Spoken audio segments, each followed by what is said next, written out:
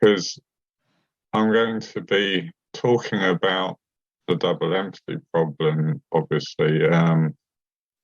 Some of the influences that brought me to the way I conceptualize the issue, and also be talking about some future directions and something I'd like people to keep in mind, which is the socially situated nature of the double empathy problem, which I think the last discussion, particularly around Buber's work, was highlighting rather strongly as well.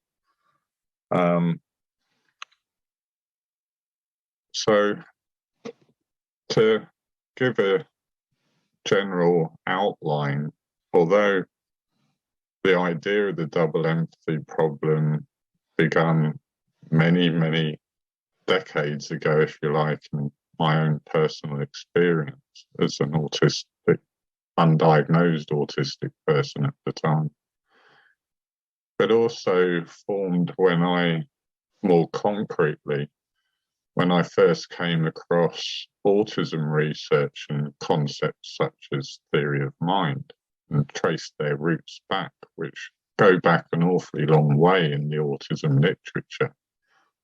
As this quote from Hans Asperger highlights, the autist is only himself and is not an active member of a greater organism which he is influenced by and which he influences constantly. Essentially, Asperger here is suggesting autistic people are not really part of society, that they're not influencing it fundamentally or being influenced by it in socialization. As an autistic sociologist, I find this really quite offensive and fanciful, and completely missing out on this notion of an encounter, which was brought up in the last talk, and has created, though, what I described as the machine-like metaphor, that autistic people are somehow seen as less than human, as robotic-like in their social ways. So, to give a brief overview of what the problem is, could be described as a case of mutual incomprehension. And it's interesting because many times a non-autistic person in an interaction may not feel this sense of incomprehension. And I'll get to this point hopefully in more depth later. They may feel overly optimistic about how much they're empathizing with the autistic person, and the autistic person may well not feel the same way about their sense of empathy. I often come across people describing themselves as empaths and so on, which I find quite dubious because it obviously is situational and depends on the person you're interacting with rather a lot. So much of how it formed as a concept into this phrase, the double empathy problem, was partly as a reaction to the theory of mind kind of conceptualization of autistic issues, which I saw as partial at best as a theory, and saw the breakdown in interaction as not solely located in the mind of an autistic person, but in the space in between, in the interaction, with often theory of autistic mind leaving a great deal to be desired. An example I often use is the old To Ronnie sketch, Four Candles, and how the shopkeeper, played by Ronnie Corbin, to me is a kind of stereotypical non-autistic characterization, whilst the customer, played by Ronnie Barker, is more an autistic characterization. And if you look at this interaction, the shopkeeper believes they're empathizing, putting themselves in the shoes of the customer, but in doing so, coming to completely the wrong conclusions, thinking that the customer's winding them up, taking the nick deliberately. Because if the shopkeeper was acting in the same way, that would be his motivation, not the customer's. So this kind of mismatch of salience, as I often call it, occurs in nuanced ways, often people using the same language but meaning very different things by it, or different saliences within context of what's meaningful and important to someone in an interaction. So where did this all begin? Well, mainly through personal experience and a sense of social disjuncture, which came at a very young age, primary school, really, for me. And this sense of alignment and meeting people easily in social interaction was not something I felt on a regular basis. And a feeling of a lack of understanding from those around me was almost constant through my childhood. Of course, teachers at school saw everything as an issue in me. I was not diagnosed with autism at this time, although I was seeing occasional mental health practitioners and so on. I had various other labels as a teenager. But school teachers tended to blame me for all the problems. And here is a few rather nasty examples from school reports. Damien is content to let the lessons go on around him without really getting involved. He seems completely lost, and there seems no signs ever of any degree of interest. Unfortunately, he seems to have neither any aptitude for the subject nor any desire to improve. Despite encouragement, cajoling, threats, and eventual punishment, nice 80s style teaching there, nothing seems to get through to him. He seems to lack drive or any will to improve. And finally, it does not appear that Damien is very bright, and therefore lack of effort only compounds the problem.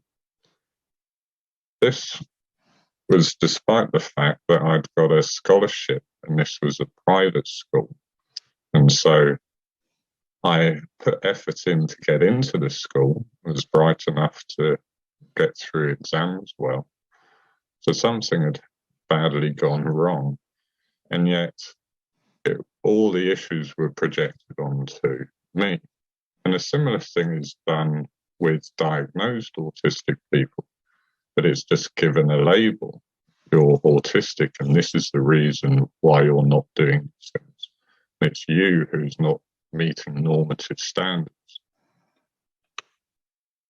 So after a few rebellious years in the early 1990s, I discovered sociology as a subject, which was really quite eye-opening. This quote here comes from the late 1990s in a master's degree essay I wrote, where I was discussing mental health, radical psychiatry, and I was a bit more rebellious in those days. Extremes of any combination come to be seen as psychiatric deviance, and the argument presented here, where disorder begins, is entirely down to social convention, and where one decides to draw the line across the spectrum. So I was even using the term spectrum, but in a rather gobbledygooky academic term I was using at the time, it's the human spectrum of dispositional diversity. Rather similar to the notion of neurodiversity, how dispositional development is situated and diverse. And we are conditioned by the societies and cultures we develop within, but quite uniquely and relativistically, in my view.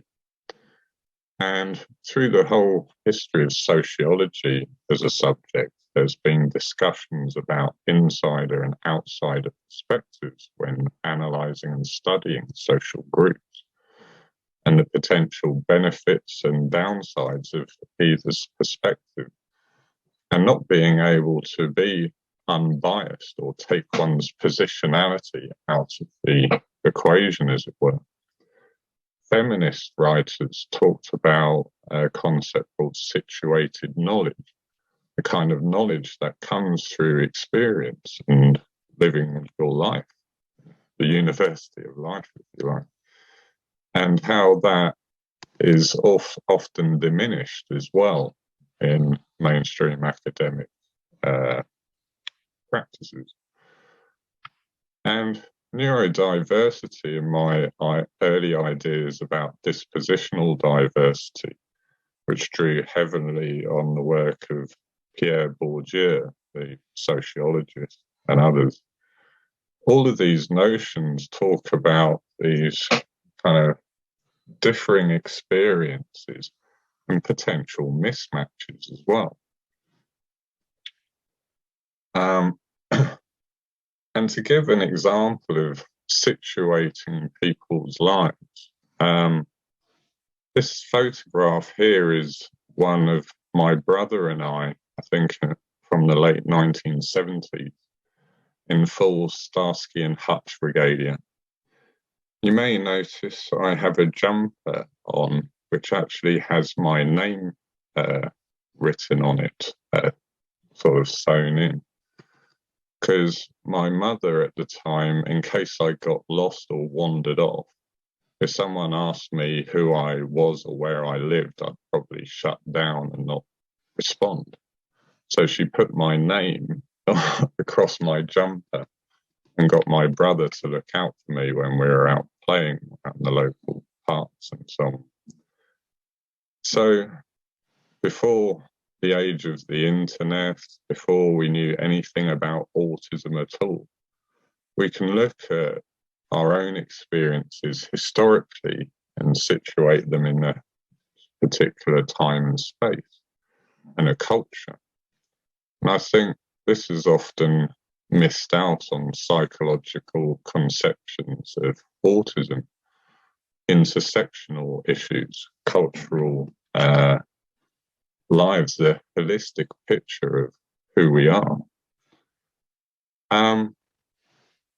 So the early days of the double empathy problem as a theory began really in the 1990s. And other terms I used were things like embodied sociality, conditioned relativism, and so on. And I wrote this up as an article which was published some years ago, which you can read about some of this earlier work. I was heavily influenced by sociologists like George Herbert Mead, Irving Goffman, the ethno-methodology of Irving Garfinkel, Donna Haraway's feminism, Bourdieu, as I mentioned, also philosophers such as Nagel and Wittgenstein, who was already mentioned earlier today, and many other theorists. So the double empathy problem as an idea sits within a very broad body of work that goes back many, many years in academia. But it also, apart from my own personal experiences, was influenced by reading the accounts of autistic people many years ago. So by the late 2000s, I'd come across the work of autistic authors such as Jim Sinclair and Claire Sainsbury. And I'd started to use the double empathy problem as a term at a parent group that I was a part of, partly in response to this notion of theory of mind deficits and so on, saying, hang on, they've got it all wrong. It's an interactive problem here. So I first started presenting on the topic as late as 2010, when I had the confidence as an autistic academic, and I'd been diagnosed by that point. And I first published on it in a journal in 2012. Yeah, I was not the only one, obviously, thinking in these ways. I had my own theorizing and background academically. But there was the philosopher Ian Hacking and Victoria McGeer, Luke Bearden, who many here will know, was using the concept cross-neurological theory of mind. There was a blog by Rachel Cohen-Rottenberg, which was really around similar issues in the late 2000s. I've also come across articles by Olga Bogdashina from the mid-2000s, suggesting much the same sort of issue. So there was many of us actually developing these ideas in similar ways, and at first unaware of each other's work, which is another important point. And in 2012, I was doing some work for the Autism Education Trust whilst I was writing this article about the double empathy problem. And we were doing some work around school experiences. And these quotes here were all from that study, and from young autistic people with average age of 10.5. 95% of people don't understand me. Friends are overwhelming. Adults never leave me alone. And most worryingly of all was adults don't stop bullying me. So all of these kind of ideas came together. More recent influence around the time of the article when I published it was the work of Lynn Cameron, who was working at the Open University at the time, who was using the term dyspathy, which was to highlight how empathy is often blocked or resisted by people. So it's kind of step before apathy and antipathy towards people, more a kind of lack of empathy or a resistance to empathizing. And this research supported or grew out from earlier social psychological theories such as Tajfeld on discrimination in and out group type work, and the stereotyping of outsiders. So Tajfeld many years ago suggested that people empathized more with people they considered part of their in-group, and stereotyped and were biased against people seen as outsiders. And there was also this quote here from Lynn Cameron, which I found rather interesting if you look at it in the context of autistic people and neurodivergence. If we were to be continually tuning into other people's emotions, we would be perpetually anxious or exhilarated and very quickly exhausted.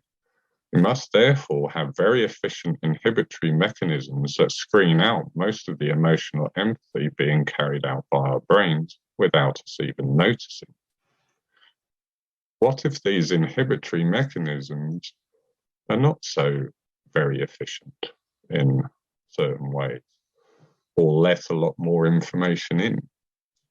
This would link with intense world type theorizations and so on. Another huge influence on me in the early days of this theorizing was meeting and making very quick friends with the now late Dr. Dinah Murray, a very good friend and colleague of mine for many years, who was working on the theory of monotropism for decades and what was also called an interest model of autism.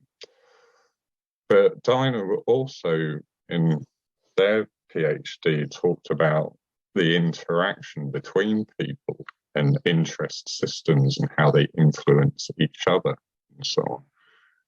So we discussed monotropism and double empathy problem in tandem, really, from around 2010 onwards.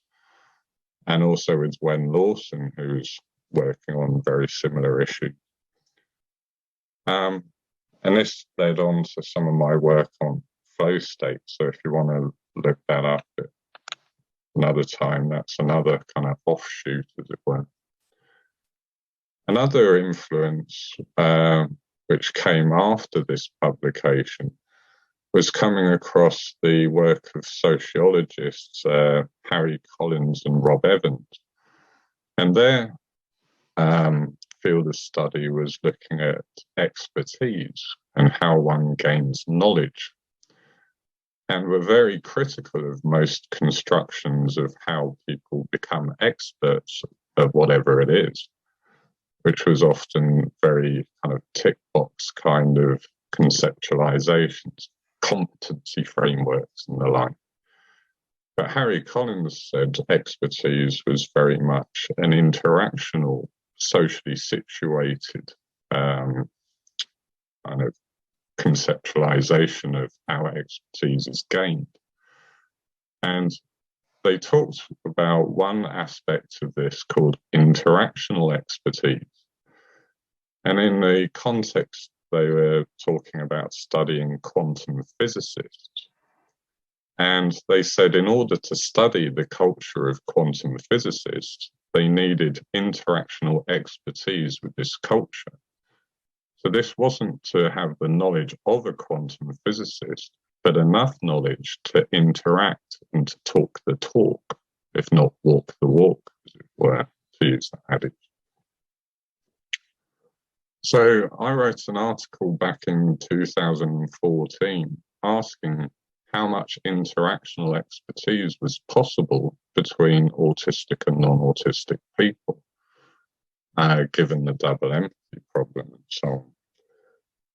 And I left it rather open and asked more questions than I answered, but I was rather hopeful in terms of mutuality and encounters, level of empathy being possible, but effortful, as it were. But how much effort had been made by many autism researchers or those designing practice models in terms of interactional expertise with the lives and culture of autistic people is rather questionable. In more recent times, we've had a great deal of psychological research which has come to very similar conclusions around the double empathy problem. And another, as I said, important aspect was many of these people were initially unaware of each other's work or of mine. When I came across the work they were doing, I quickly said, "Oh, have you read my paper?" "No." "Oh, you should read it," and all of that. And eventually, this has formed a kind of academic nexus of work across different institutes and universities, different countries, some of which we'll see later today. There's also a virtual symposium we did a couple of years ago on YouTube, which would be worth looking at as well as what will be seen today. There's many offshoots in many different disciplines, talking about methodology, practical implications, particularly in healthcare and mental health services. And this new research is being produced all the time. A very good piece of research I'll just point out is Yulun Chen and Christy Patton's work and Kelly DeBrander's, and these are posters from a conference a couple of years ago around these studies. But I'd very much recommend looking at how these ideas and nuances are being tested as well. Another article to point people towards was one we all put together recently, which was reviewed by teenagers. So we were attempting to make it as accessible as possible in terms of the language and descriptions of this work. So should be easily sort of an easier read that can be shared more broadly. But something I always return to and remind people of is this problem does not happen in a kind of psychological little bubble. And we need to socially situate the double empathy problem, which was why I particularly liked the last talk and the themes within it, especially these Buber references that I'm going to be reading a lot more of, I think, after today's conference. Because those that have power in society can determine how those in a relative position of powerlessness can be interpreted and talked about. Notions such as ableism and mansplaining and things granted unconscious frame of reference, rendering the other invisible or their needs, intentions, desires. So we must remember this wider unequal and intersectional power relations that this problem occurs within. And this has very big practical implications in terms of avoiding tokenism, ceding power. I very much like this discussion about the therapeutic relationship, Carl Rogers, what's possible and what's not, the situational constraints that a therapist or any professional might find themselves in. Practically, I would say one way of reducing it, the double empathy problem, is reducing the imposition of social expectation to remain humble, to build relationships, rapport, and understanding. And this takes time and space, something which healthcare practitioners in particular have very little, or social work practitioners and so on. So many of the issues, all the players in a sense on the front line do not necessarily have power over as well, or what you have power over and what you don't. So I'm not sure how I'm doing for time at all, but I'd like to finish with a couple of quotes. One from a very influential figure for me, work of Jim Sinclair. Grant me the dignity of meeting me on my own terms. Recognize that we are equally alien to each other, that my ways of being are not merely damaged versions of yours. Question your assumptions, define your terms, work with me to build bridges between us. When I'm in an environment I feel comfortable in, with people who are kind and tolerant and doing things I enjoy, then I'm as happy as the next person. It is when people tell me I should think, speak, or behave differently that I start to feel different, upset, isolated, and worthless. So surely the problem is a lack of fit with the environment rather than something inside my brain that needs to be fixed. Thanks for listening. Lots and lots of references. Thank you so much for that, Damien. That was a really fantastic talk. We've got some questions, so we've got time probably to maybe ask you one or two of them.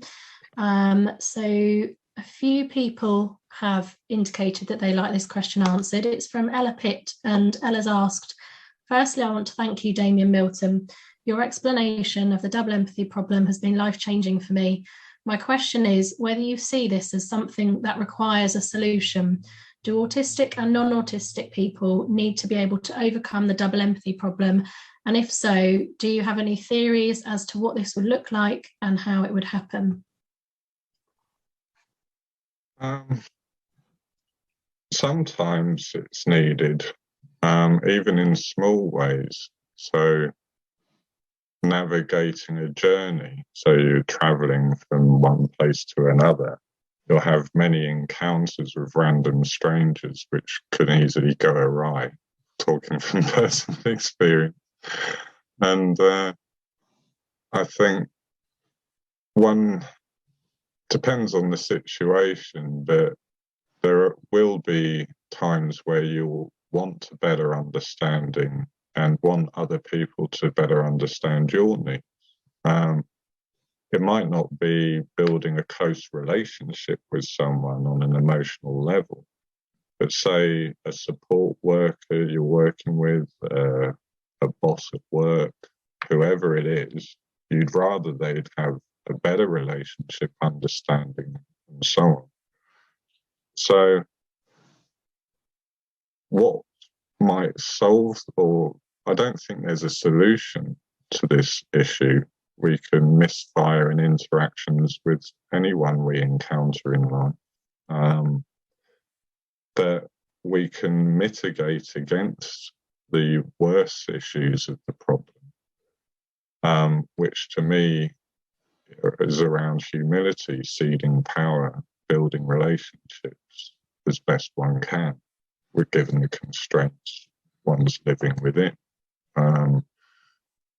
So time and space, really, to build understanding and effort. So I often say the kind of effort autistic people put into understanding other people in society is the kind of effort one would like in return, but often doesn't get. So the onus to me is more on those working with autistic people to put that effort in. Sometimes you see that, often with parents, family members, some really great practitioners, but often you don't. And that's a problem I'd like to solve, and it unfortunately can't. Thank you for that, Damien. There's one more question that I'd like to squeeze in if we can. It's from Dita Rose Anderson, and they've asked, do you think non-autistic people over-evaluate their ability to understand us? Or do you think they might often? Do you think they might already have very low ambitions when it comes to understanding us, thus priding themselves in understanding as much as is possible, since eventually we are mysteries or enigmas? I think there's many reasons why, perhaps, but I do see this sometimes as a phenomenon. Theoretically, the